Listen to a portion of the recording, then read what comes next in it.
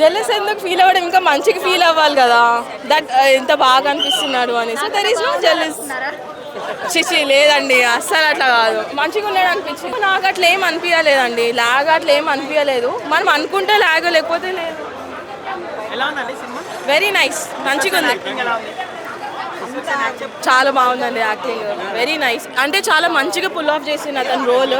ఒక man women getup వేసి ఇంత యాక్ట్ చేయడము అంటే it's a risk for him also, but he took that risk, ఒక ఛాలెంజ్ లాగా తీసుకొని he did the part. So it's very nice, good movie, బాగా చేసిందండి, నైస్. అంటే నాకు తెలియదు, అంటే మీరు నా ఒపీనియన్ అడిగింది కాబట్టి నేను నా ఒపీనియన్ చెప్పిన. తీసుకొని డ్రైవ్ అట్లా ఎంటర్టైనింగ్ గా ఉంటుంది, అక్కడక్కడ అంతే, మరి మూవీ మొత్తం అట్లా ఏం లేదు. మీకు ఉండొచ్చు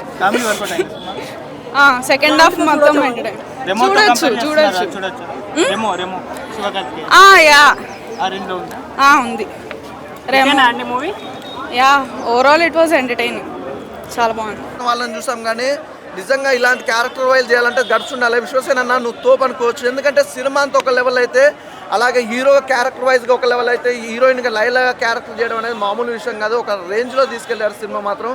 అసలు ఎంత టెంప్టింగ్ ఉండంటే మనోడు ఆ హీరో లెవెల్లో ఒక లెవెల్ ఉంటే అమ్మాయిలకు నచ్చితే, అమ్మాయి గెటప్ వేసినప్పుడు అయితే మామూలు లేడు భయ్య, సెక్సీగా ఉండు, నా మొబైల్ నేనే టెంప్ట్ అయిపోయినా, అలా ఉందన్నమాట ఫిగరు. చాలా బాగా చేశారు. అలాగే నెక్స్ట్ హీరోయిన్ ఇద్దరు కాంబినేషన్ కూడా చాలా బాగుంది. ఆ సాంగ్స్ కానీ, బీజం కానీ, బ్యాక్గ్రౌండ్ మ్యూజిక్ కానీ, ప్రొడక్షన్ వాల్యూస్ అయితే వేరే లెవెల్లో తీసుకెళ్లారు. సినిమా గురించి చాలామంది నెగిటివ్ టాక్ తీసుకురావడం మాత్రం అదైతే కరెక్ట్ కాదు. ఏదో దేని గురించో తీసుకొచ్చి అది అనేది కరెక్ట్ కాదు. సినిమా అయితే బాగుంది, పర్లేదు చూడొచ్చు.